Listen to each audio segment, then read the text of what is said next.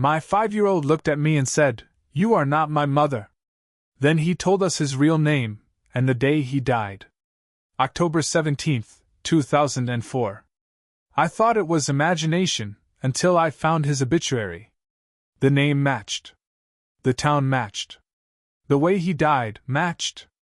And then, we drove to the house he said was his. The first sign wasn't the words. It was the drawing. I found it on a Tuesday morning, pinned beneath a magnet shaped like a lemon on our refrigerator door. Right where Mara always taped Owen's masterpieces before work. A son. A stick family. A lopsided dog. The usual. But that day, the paper looked heavier. As if it carried its own gravity. Black crayon. Pressed hard. The lines were so dark the wax had torn the page. A boxy shape with circles underneath. Wheels. A road with jagged edges. And then, above the car, flames. Not cartoon flames. Flames drawn like claws, curling outward, reaching. Someone inside the car was colored incompletely. A solid black silhouette with a round head and no face. In front of that figure, Owen had scribbled something that looked like a belt across the torso. On the left margin, in careful block letters that didn't look like his usual wobbly handwriting, he'd written one word. Burn. I stood there with my coffee cooling in my hand, rereading it like it might change if I blinked.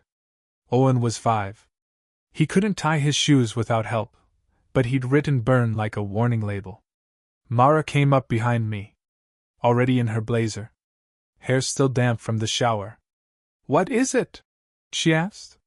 Then she saw my face, and followed my gaze. Her expression tightened. "It's a car fire," she said quietly. "I know what it is." She hesitated. Then tried to laugh the way parents laugh at dark jokes their kids don't understand. "Maybe he saw something on TV. There was that news clip last night. Some crash on the highway. We don't leave the news on when he's in the room," I said. Because I was proud of that rule. We were careful. We curated. We protected. Mara's eyes tracked the drawing again. "Owen," she called toward the hallway. "Honey, did you draw this?" The small thump of socks on hardwood. Owen appeared in the kitchen doorway. Thin arms folded like he'd rehearsed the posture. His hair stuck up at the back like he'd fought his pillow all night. His eyes, too old sometimes I'd always thought, went straight to the paper. "Yes," he said. Mara crouched. "That's a very intense picture. Can you tell Mommy what it is?" He didn't look at her. He looked at me. And when he spoke, it wasn't with the soft, sweet tone children use when they're making up stories. It was flat. Certain. "That's how I died," Owen said. The kitchen felt suddenly too quiet. As if the house had leaned in to listen. Mara's face froze in a smile that didn't know where to go. You didn't die, sweetheart." Owen's jaw tightened. "Not me." He pointed to his own chest, then tapped the black silhouette in the car. "That me?" I set the coffee down carefully. Because my hand had started to shake. "Owen," I said, keeping my voice even, the way you speak to someone standing too close to the edge of a staircase. "Why would you draw something like that?" He blinked slowly. "Because you keep saying my name wrong." Mara's throat worked. "Your name is Owen." He shook his head. Small. Angry. "No. That's not my name." A tightness formed behind my ribs. "Okay," I said. Because I was an investigative journalist by training and habit, and the first rule of getting truth out of anyone, criminal, politician, or child, was not to argue with their premise. "What is your name, then?" He said it like he'd been waiting for someone to finally ask properly. "Elliot." Mara stood up too fast, bumping the counter. "Where did you hear that name?" "Owen." Elliot looked at her like she was being deliberately stupid. "I didn't hear it," he said. "It's mine." My instinct was to explain it away. A cartoon. A classmate. A book. Children absorb everything. They remix it. They perform. That's what they do. But the drawing hadn't been playful. And the way he'd looked at us, like strangers renting space in his life, wasn't performance. That afternoon, I called in late to work for the first time in months. I sat on the living room rug with Owen while he lined up his toy cars. Red, green, yellow. His favorite blue sedan always went first. He pushed it carefully, slow enough that the wheels made a soft clicking against the wood. I tried to steer it into something harmless. "So," I said lightly. "Elliot, huh? That's an interesting name." Owen didn't smile. "Stop saying it like that." "Like what?" "Like it's pretend." I swallowed. "Okay. Tell me about Elliot." He nudged the blue car forward, then stopped it at the edge of the rug like it was at a curb. "He drove a blue car," Owen said. I watched the toy. "Like that one?" He glanced at the sedan as if offended by the comparison. "No. Not like that. Bigger." "What kind of blue?" "Dark. Like." He looked around the room, searching for the exact reference. Then pointed at Mara's handbag by the door. "Like that." Mara's handbag was navy leather. Expensive. Hard to forget. My notebook was still in my work bag.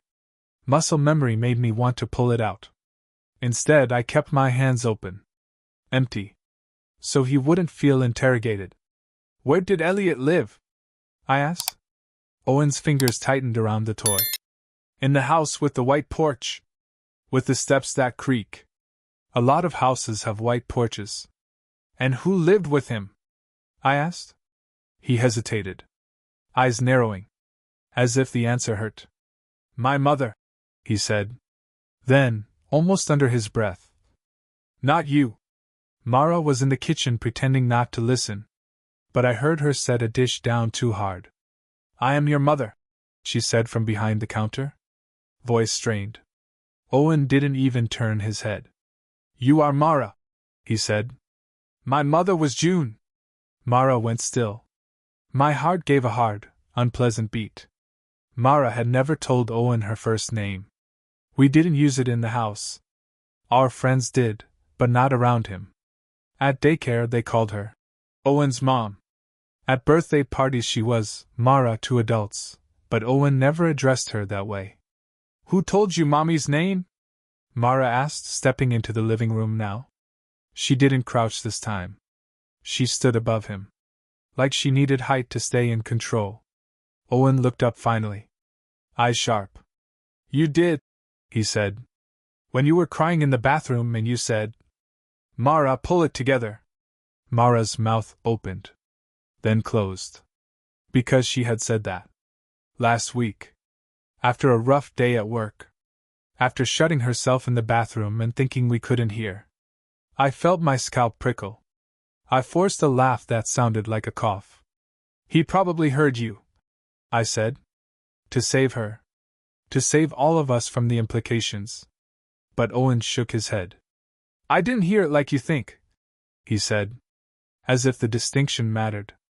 "I heard it like it was in my head." Mara's face drained of color. "Owen," she said, voice trembling now. "That's not funny." "I'm not Owen," he snapped. The sudden anger made Mara flinch. "Stop calling me that." He shoved the cars aside and stood, fists clenched. His shoulders rose and fell fast, like he was fighting for air. I'd seen children throw tantrums. This wasn't that. This was grief with no language. He stared at Mara, eyes shining, and said the sentence that would replay in my mind for months afterward. Always in the same tone. Firm. Accusing. Like a verdict. "You are not my mother." Silence swelled in the living room. Mara's hands hovered at her sides, unsure whether to reach for him or back away. Her voice went small. "Sweetheart, I carried you." Owen's lips twisted. "You didn't carry me," he said. "June did. June carried me. June loved me." Then his face flickered. Confusion. Pain. Something older than 5. His gaze darted, searching the room like it didn't match his memory. "Where is my porch?" he whispered. That night, the night terrors started. At first, I tried to call them what parents call everything they don't want to fear, bad dreams. But at 2:13 a.m., I woke to a sound that didn't belong in a child's room. Not crying. Screaming. Raw. Torn from somewhere deep. I leapt out of bed so fast I nearly tripped over the edge of the rug. Mara was already moving. Bare feet slapping the hallway floor. Owen's door was open, spilling nightlight glow into the hall like a wound. Owen was upright in bed. Rigid. Eyes wide and unfocused. His small hands clawed at his chest as if something heavy pinned him down. No! He screamed. No, no, no! Don't open it! Mara rushed to the bedside, reaching for him. Owen, honey, it's okay. He recoiled violently, as if her hands were hot. Don't touch me! He shouted. His gaze snapped to the doorway where I stood. He saw me, and the terror sharpened into recognition. Dad? He gasped. I froze. He had never called me Dad in that tone. Not as a label. As a plea. I moved closer. I'm here, I said. Because that's what you say. Owen's eyes locked onto mine. And something in his expression made my stomach drop. It wasn't the blank panic of a nightmare. It was memory. It's burning, he choked. It's in my nose. I can't. He sucked in a breath like his lungs had become too small. His hands went to his throat. The belt stuck. Mara's hands flew to his shoulders again. What belt? Owen breathed. You're safe. But Owen wasn't hearing her. He was staring past us. Beyond the room. As if the walls had fallen away. I can hear it popping, he sobbed. The glass, it's popping. It's popping like. His eyes rolled toward the window. The water's not water. It's fire. Mara and I exchanged a look I never want to see again on a spouse's face. Fear, yes. But also something else. The awful sense that you are standing at the edge of a story you cannot control. Owen, I said, forcing calm into my voice. Look at me. Tell me where you are. He shook his head hard. Tears sprang onto his cheeks. I'm in the car, he said. I'm in the blue car. I can't open the door. It won't open. He slapped at the air near his left side, mimicking a handle that wasn't there. Help me, he begged, voice cracking. Help me. I can't get out. Mara started to cry silently, her face crumpling as she tried to pull him into her arms. Owen fought her like she was holding him in the fire. I did the only thing my rational brain could find. I anchored him to the present with sensory facts. Owen, I said firmly. Feel your sheets. They're cool. You're in your bed. Listen. I leaned in, lowering my voice. Listen to the heater. Hear that? That's our house. You're safe. His eyes flickered toward me, wavering. His breathing hitched. Then, in a voice so small it almost wasn't sound, he whispered. June is going to be mad. Mara stiffened. Who is June? She asked through tears. Owen swallowed hard. His eyelids fluttered, the terror draining like a tide leaving wreckage behind. He blinked. Once. Twice. Like he was waking from anesthesia. I don't know, he murmured. But when I wiped his tears with my thumb, he flinched. Not from my touch, but as if the heat still lived in his skin. We got him back to sleep eventually. Though sleep felt like the wrong word. It was more like collapse.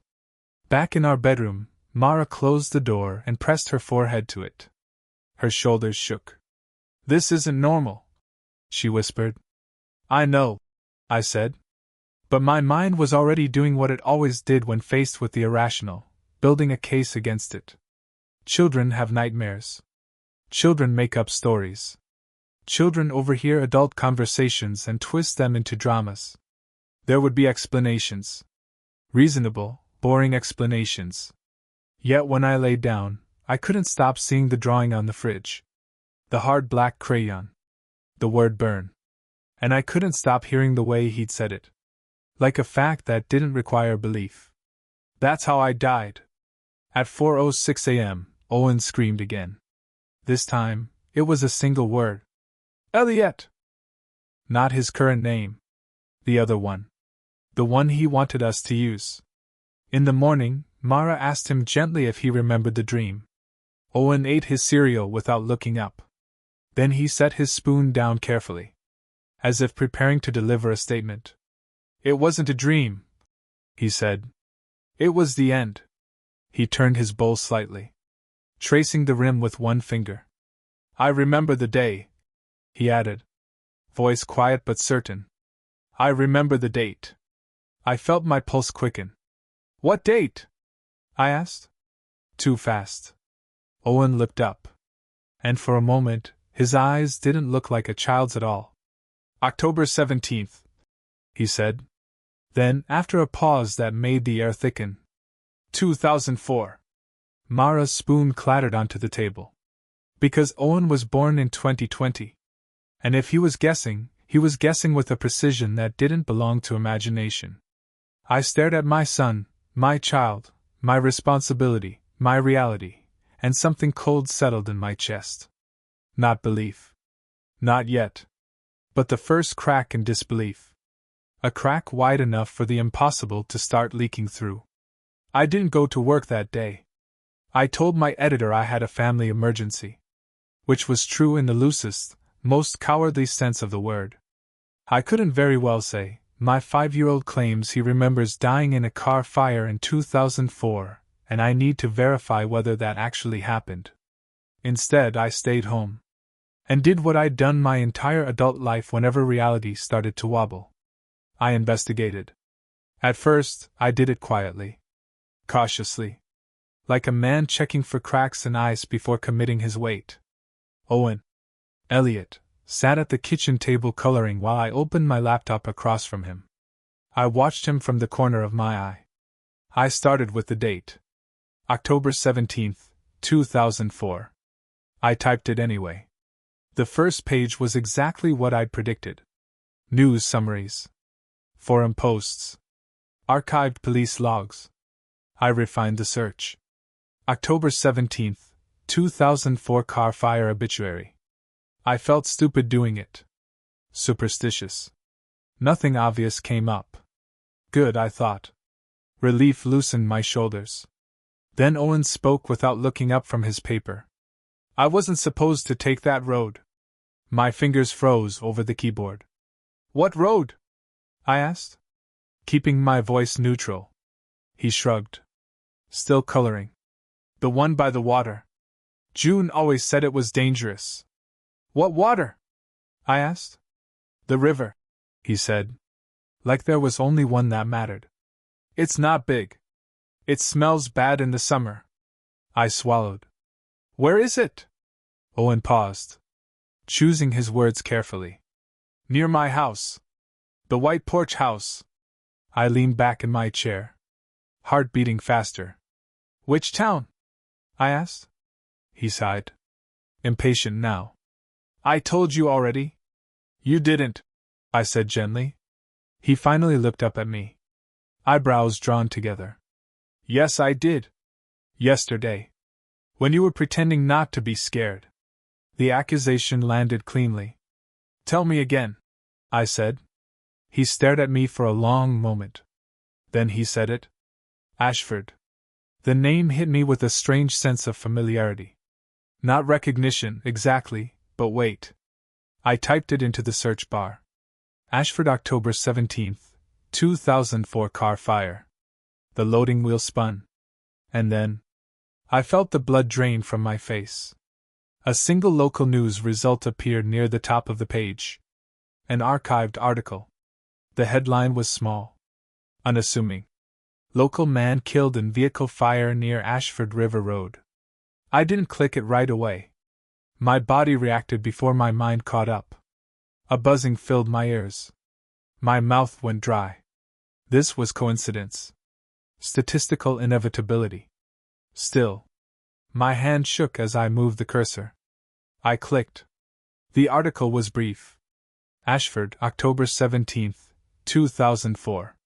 A 32-year-old man died early Sunday morning after his vehicle left the roadway and caught fire near River Road.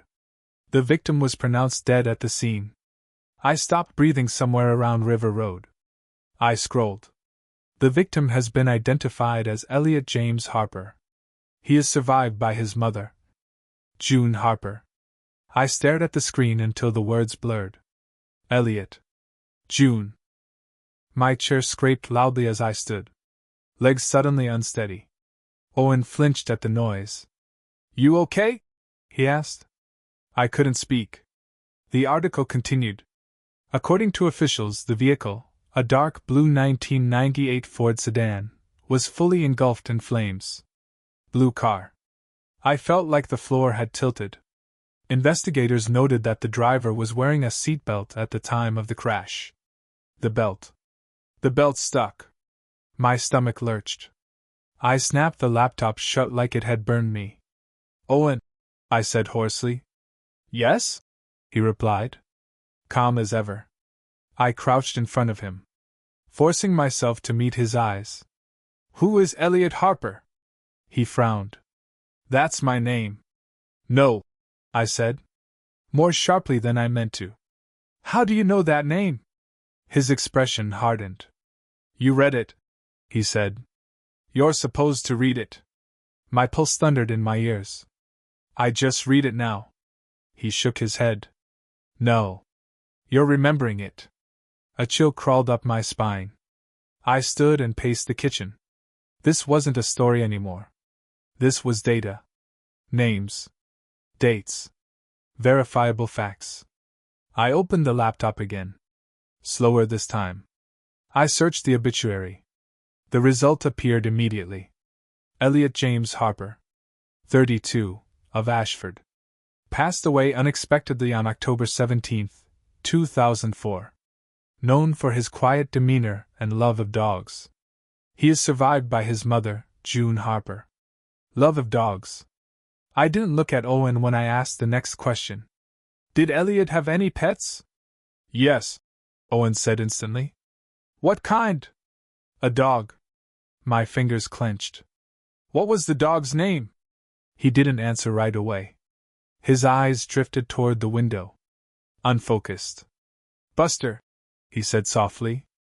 The room felt too small. I searched again. Buster Harper Ashford. A post from an old community message board loaded. Dated 2006. Lost dog. Buster. Brown Lab mix. Belongs to June Harper. Please contact if found. My vision tunneled. I closed my eyes and pressed my thumb hard into my palm, grounding myself in pain. This couldn't be coincidence. It was layered. Structured. Consistent across independent sources that Owen could not possibly have accessed. I sat back down heavily. "Owen," I said, my voice barely steady now. "Tell me about your house." He brightened slightly. "It has white steps," he said. "They make noise when you walk up." "How many steps?" "5, he answered. Then frowned. "No. 6. The top one is small." I opened Google Maps, hands trembling, and typed June Harper Ashford address. One address stood out. A single-family home on the edge of town.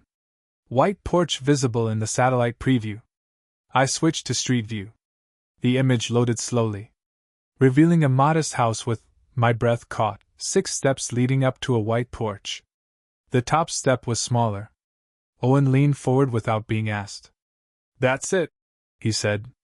I spun the laptop toward him. "You've never seen this before." He nodded. "I know." I felt something inside me fracture. Not shatter, but split cleanly. Like ice under pressure. If this was real, if even part of it was real, then dismissing it wasn't just denial. It was cruelty. Mara came home early that day. I told her everything. I showed her the articles, the obituary, the Street View image. I watched her go pale in stages. Watched disbelief give way to horror. then to tears. "This isn't possible," she whispered. "I know," I said. "But it's happening."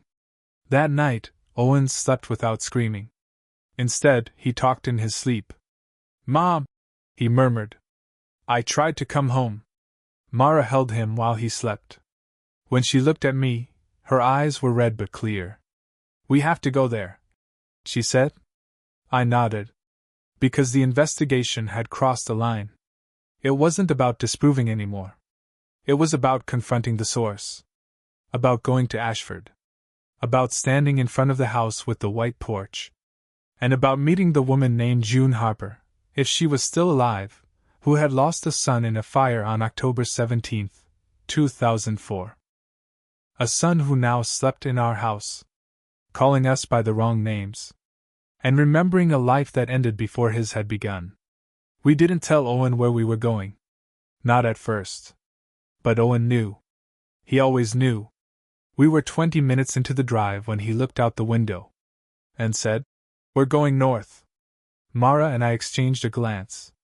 "Yes," I said. "Good guess." He shook his head slightly. "It's not a guess." As we left the highway and took the narrower state roads, Owen grew restless. "It looks smaller," he said. "What does?" Mara asked carefully. "The road," he replied. "It was wider before." The GPS announced the town limits in a cheerful, synthetic voice. "Welcome to Ashford." Owen exhaled sharply. "There," he said, pointing ahead. "That sign used to be green." My heart thudded. Ashford was exactly what you'd expect. One main street. A diner with sun-faded red vinyl booths. A hardware store. Time hadn't stopped here, but it had slowed. Owen's face was pressed to the window now. "That used to be a gas station," he said suddenly. I glanced where he pointed. An empty lot sat between two buildings. "There's nothing there," Mara said. "There was," Owen insisted. "I stopped there sometimes. The man inside always smelled like smoke." My skin prickled. We drove deeper into town. Owen started narrating. "That store sold shoes. That one was a bakery before the fire. The movie place closed early. I was mad about that." Each comment landed like a small hammer, tapping at the wall I'd built around my disbelief. I pulled over near the center of town. As soon as I cut the engine, Owen unbuckled himself. "This way," he said, already opening his door. "Owen, wait!" Mara said. But he was out. Standing on the sidewalk like he'd been dropped into the middle of a memory. He turned slowly in a full circle. Eyes closed. Breathing in.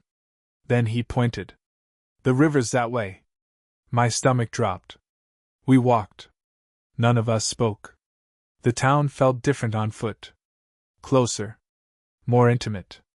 Owen's pace was confident. He didn't hesitate. He walked like someone retracing a route burned into muscle memory. When we reached the river, it looked exactly as Owen had described. Narrow. Sluggish. Owen stopped at the guardrail.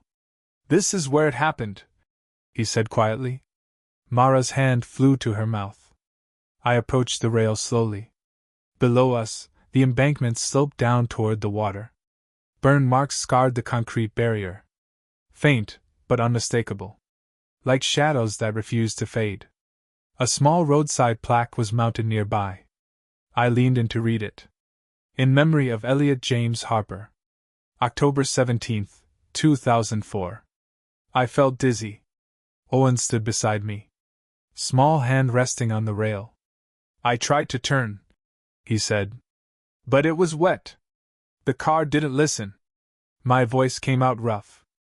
"Owen, did anyone else see the crash?" He shook his head. "No. It was early. I was late." "For what?" Mara asked. Barely audible. "Dinner," he said. "My mom was waiting." Mara made a sound that was half sob, half breath. We stayed there longer than we should have. Eventually, I steered us back to the car. "Where now?" I asked, though I already knew the answer. Owen looked at me with something like relief.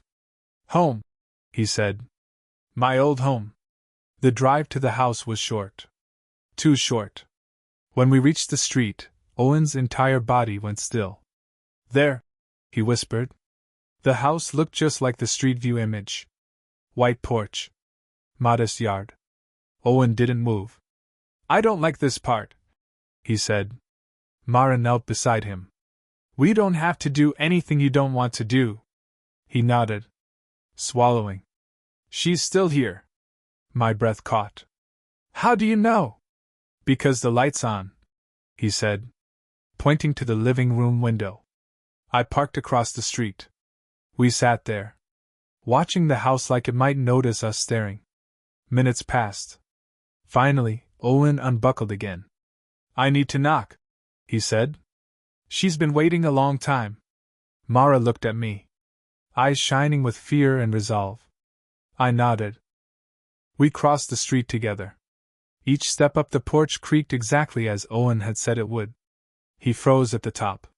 6, he murmured. Mara reached for my hand. Owen raised his small fist and knocked. The sound echoed louder than it should have. We waited. Footsteps approached from inside. Slow. Careful. The door opened. An elderly woman stood before us. Her hair silver. Her face lined with years of grief. She looked from Mara, to me, and then to Owen.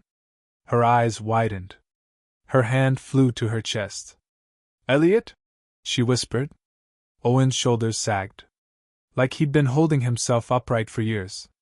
Hi, Mom, he said. The woman staggered forward, bracing herself against the doorframe. Oh my God! She breathed. Oh my God! Tears streamed down her face as she stared at my son. At this impossible reunion standing on her porch. I knew you'd come back, she sobbed. I knew you would. I felt my knees weaken. This was no longer a question of belief. We had crossed the threshold where denial could not follow.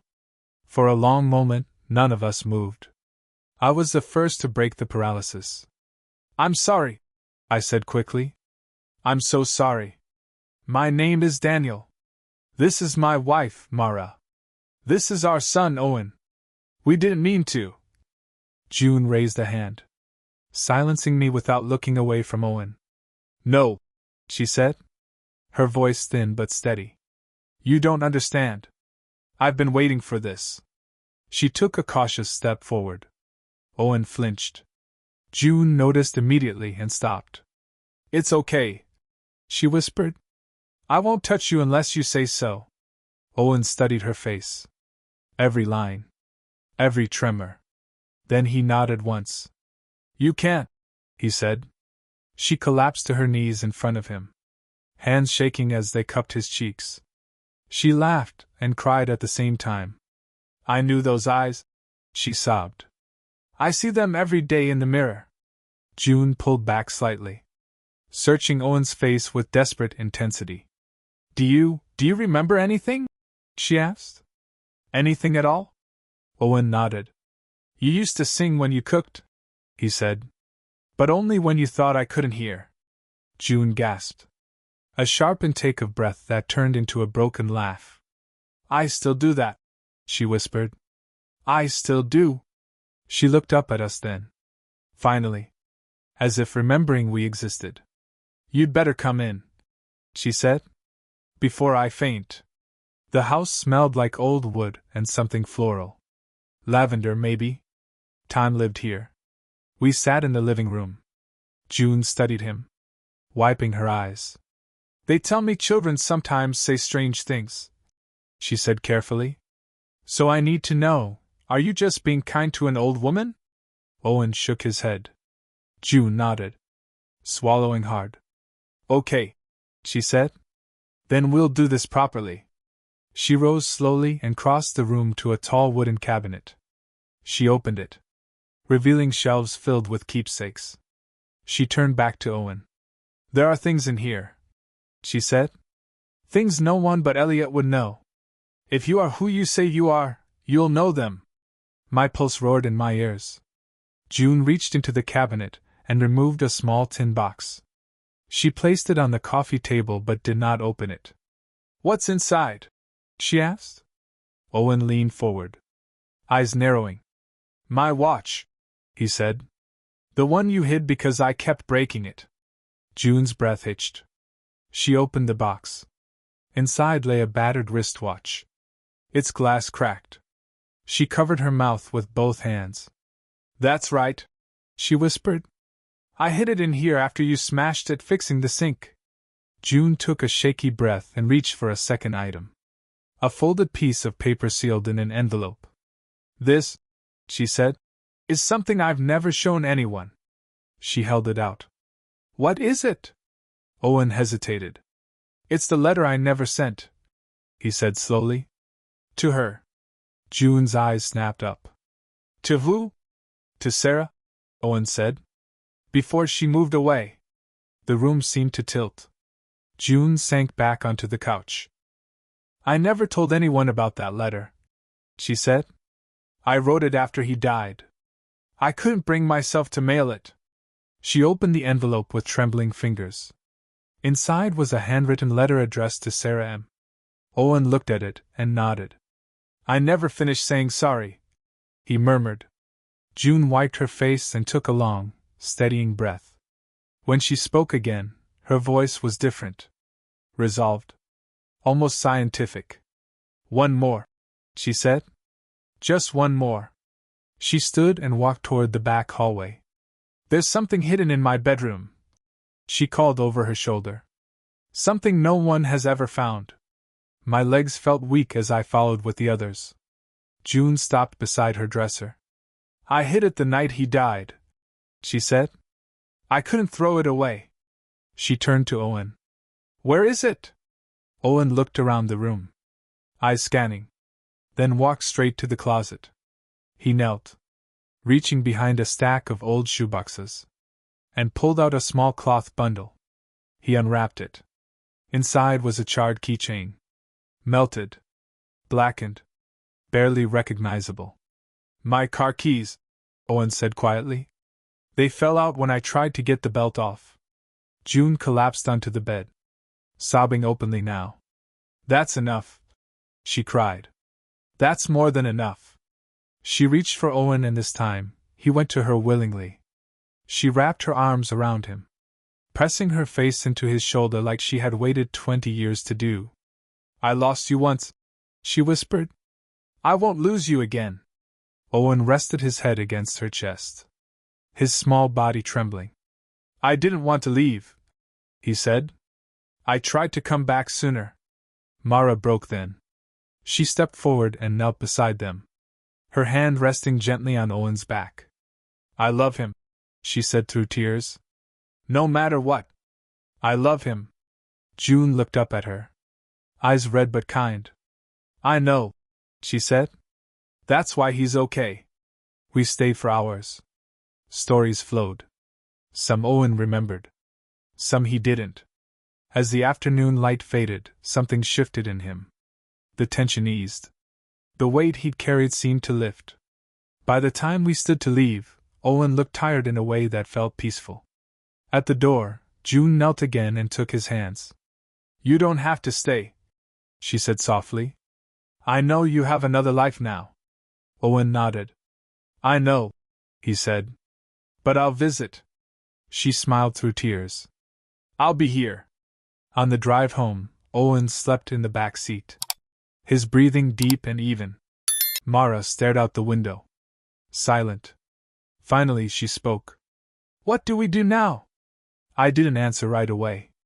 Because the truth was, my life as I understood it had ended somewhere on a quiet road near a river in Ashford. "We tell the truth," I said finally. "Even if no one believes us." That night, Owen didn't scream. He slept. And for the first time since this began, I felt something I hadn't allowed myself to feel before. Not fear. Not disbelief. But awe. Because I had looked into the eyes of my child, and seen the echo of another life looking back.